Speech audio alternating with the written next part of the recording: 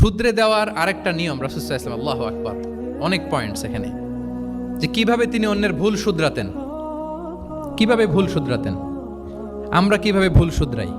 বাংলাদেশের যে টেন্ডেন্সি, কেউ ভুল করলে আর মাইক্রোফোন যদি পাই যে মাহফিলে, এইবার তো পাইছি ওই বেটারে, ও কাফের, ওর দাদা কাফের, ওর 14 গোষ্ঠী কাফের, ও মারা যাওয়ার পরে যেখানে কবর দিবে ওই কবরের উপর যে ঘাস উঠবে, ওই ঘাস যে গরু খাবে, ওই গরুর দুধ যে খাবে ও কাফের।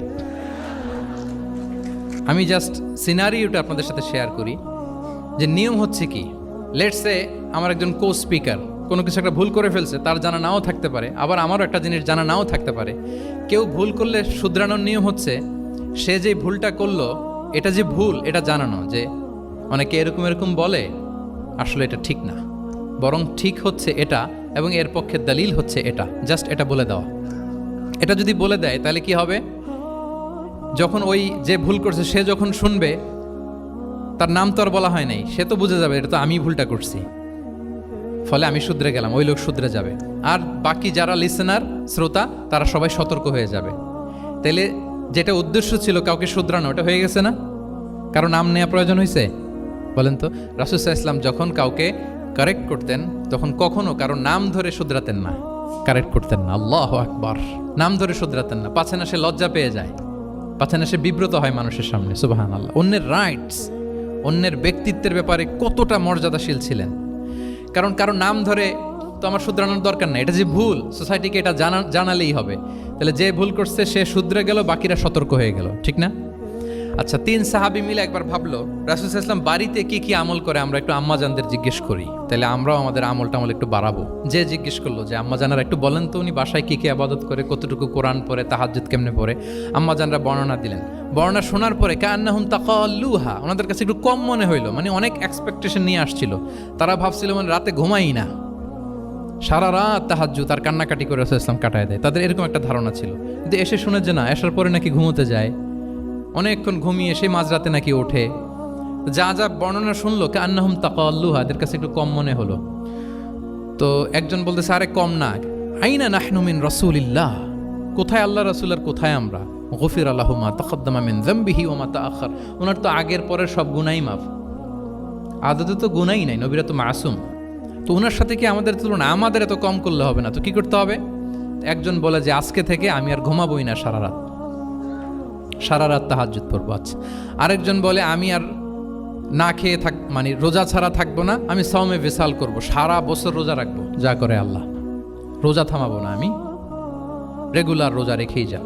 আচ্ছা, আরেকজন বলে আমি আর আমার স্ত্রীদের কাছেই যাব না, আমি সন্ন্যাসী জীবন নিয়ে নিলাম, আমি সন্ন্যাসী থাকবো, স্ত্রীদের সাথে মেলামেশাতে এই আমি যাব না, আমি এটা থেকে বিরত থাকবো। এই কথা যখন রাসূল সাল্লাল্লাহু আলাইহি ওয়াসাল্লামের কানে গেল, রাসূল সাল্লাল্লাহু আলাইহি ওয়াসাল্লাম রেগে গেলেন। রেগে গিয়ে সাহাবীদেরকে জড়ো করলেন।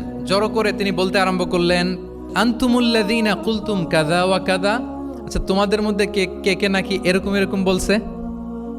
সুবহানাল্লাহ। তিনি বলতে পারতেন এই আব্দুল্লাহ স্ট্যান্ড আপ, দাঁড়াও, আব্দুর রহিম দাঁড়াও, এই আব্দুস সাত্তার তুমি নাকি বলছো যে সারা রাত, এটা একটা কথা বললা তুমি নাকি বলছো যে সারা বছর রোজা, এটা তুমি কি কথা বলতো, ভুল কাজ করছো, এটাও জানো না তুমি নাকি বলছো স্ত্রীদের সাথে মিশবা না। এরকম যদি Abdullah, Abdur Rahman, just for example, এইভাবে দাঁড় করিয়ে যদি নাম ধরে ধরে বলতেন, ওনারা সাহাবীদের সামনে লজ্জিত হতেন না? না। আনতুমুল্লাযীনা কুলতুম কাযা ওয়া কাযা, এটাই রাসূল সাল্লাল্লাহু আলাইহি ওয়াসাল্লামের কাউকে কারেক্ট করার, তাসহিহ করার অভ্যেস ছিল।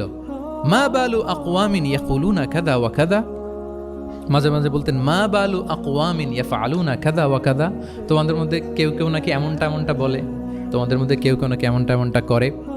কই আমি তো রাতে ঘুমাই আবার সালাত পড়ি, কই আমি তো রোজা রাখি সোম বৃহস্পতি, বাকি দিনগুলোতে খাই, কই আমি তো আমার স্ত্রীদের সাথে মেলামেশা করি।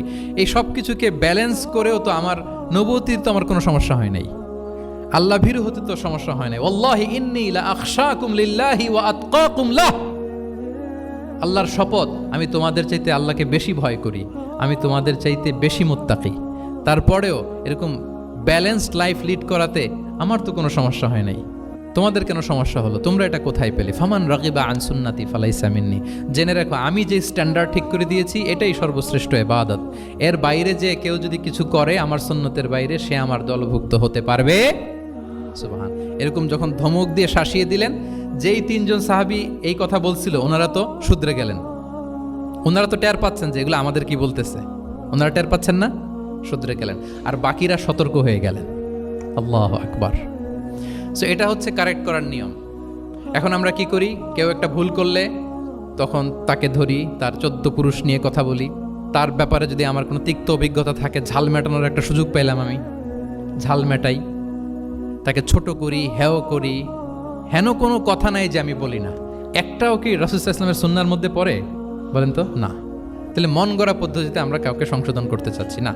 আর এইভাবে করলে সংশোধন হবেও না। সে মানবিক কারণেই তার ইগোইস্টিক প্রবলেম চলে আসবে যে সে আমাকে ছোট করলো, আমার নাম ধরে সে এত মানুষের সামনে অপমান করলো। সে হয়তো শুধরানোর যে রাস্তাটা ছিল ওইটাও বন্ধ হয়ে গেল। ঠিক কিনা বলেন? তাহলে রাসূল সাল্লাল্লাহু আলাইহি ওয়াসাল্লাম এইভাবে শুধরাতেন। আর তামিম ফি তাসওয়িবিল আখতা, কারো ভুল শুধরাতে গেলে ইন জেনারেলি শুধরাতেন। যাদের শুধরানোর তারা শুধরে যেত, বাকিরা সতর্ক হয়ে যেত। আচ্ছা, আরেকটা পদ্ধতি ছিল ক্লিয়ার মিসকনসেপশন। কারো মিসকনসেপশন থাকলে রাসূল সাল্লাল্লাহু আলাইহি ওয়াসাল্লাম এটা ক্লিয়ার করে দিতেন। এক সাহাবী মনে করতেন ভালো জামা পরলে বুঝি অহংকার হয়। তিনি খুব সুন্দর ছিলেন দেখতে, খুব ভালো পোশাক পরিচ্ছদ পরতে পছন্দ করতেন। তিনি একবার বললেন, ইয়া রাসূলুল্লাহ, ভালো পোশাক পরলে কি অহংকার হয়? রাসূল সাল্লাল্লাহু আলাইহি ওয়াসাল্লাম বললেন, না। ইয়া রাসূলুল্লাহ, আমি ভালো জুতা পরতে পছন্দ করি, এটা কি অহংকার হয়? না, এটা অহংকার হয় না। আমি মানুষকে খুব খাওয়াতে পছন্দ করি এবং আমি চাই আমার চেয়ে যেন কেউ এটা এই কাজে আগাতে না পারে, আমিই খাওয়াবো, এটা কি অহংকার? রাসূল ইসলাম বললেন, না, এটা অহংকার না। অহংকার হচ্ছে আল কিবরু বাতারুল হাক্কি ওয়া গামতুন নাস। অহংকার হচ্ছে সত্যকে প্রত্যাখ্যান করা আর মানুষকে তুচ্ছ-তাচ্ছিল্য করা। সুবহানাল্লাহ। তাহলে এই যে মিসকনসেপশন, সে ভাবছে ভালো পোশাক পরলে এটা অহংকার হয়ে যায়, ভালো জামা পরলে অহংকার হয়ে যায়, এগুলো তো অহংকার হয় না। বরং অহংকার হয় সত্যকে প্রত্যাখ্যান করলে আর মানুষকে তুচ্ছ-তাচ্ছিল্য করলে। তাহলে এই জাতীয় মিসকনসেপশন ইন দ্য সোসাইটি, এটাকে তিনি ক্লিয়ার করে দিতেন। আচ্ছা, রাসূল সাল্লাল্লাহু আলাইহি ওয়াসাল্লাম প্র্যাকটিক্যালি শেখানোর চেষ্টা করতেন। কি করতেন? প্র্যাকটিক্যালি, যেটাকে প্রায়োগিক শিক্ষা, ব্যবহারিক শিক্ষা। অজু করে দেখাতেন, এইভাবে অজু করতে হয়। সালাত পড়ে দেখাতেন, সল্লু কামা রাআইতুমুনি উসাল্লি। সালাত তো হচ্ছে আল আমাল আল মুতাওয়ারাস, এই উম্মার অবিচ্ছিন্ন কর্মধারা। সালাত জিবরিল আলাইহিস সালামকে শিখিয়েছেন আল্লাহ, রাসূল সাল্লাল্লাহু আলাইহি ওয়াসাল্লামকে শিখিয়েছেন জিবরিল আলাইহিস সালাম, রাসূল সাল্লাল্লাহু আলাইহি ওয়াসাল্লাম শিখিয়েছেন সাহাবীদেরকে। এইভাবে অবিচ্ছিন্ন কর্মধারা, আরবিতে বলে আল আমাল আল মুতাওয়ারাস। এবং রাসূল সাল্লাল্লাহু আলাইহি ওয়াসাল্লাম বলতেন, সল্লু কামা রাআইতুমুনি উসাল্লি, আমাকে যেমনি সালাত পড়তে দেখো এইভাবে পড়ো। হজের ক্ষেত্রেও বলেছেন, খুযু আন্নী মানাসিকাকুম, হজের বিধান কি দেখে নাও। একবারই তো হজ করেছেন, হাতে কলমে প্র্যাকটিক্যাল গাইডলাইন দিয়ে শিখিয়েছেন। এবং সাহাবারা ভুল করে কিনা মাঝে মাঝে শুনতেন, যেটাকে আরবিতে বলে কিরাআতু তিলমিজ আলা শাইখ। আব্দুল্লাহ ইবনে মাসউদ রাদিয়াল্লাহু তাআলা আনহুকে রাসূল সাল্লাল্লাহু আলাইহি ওয়াসাল্লাম একবার বললেন, আব্দুল্লাহ একটু তেলাওয়াত করো তো।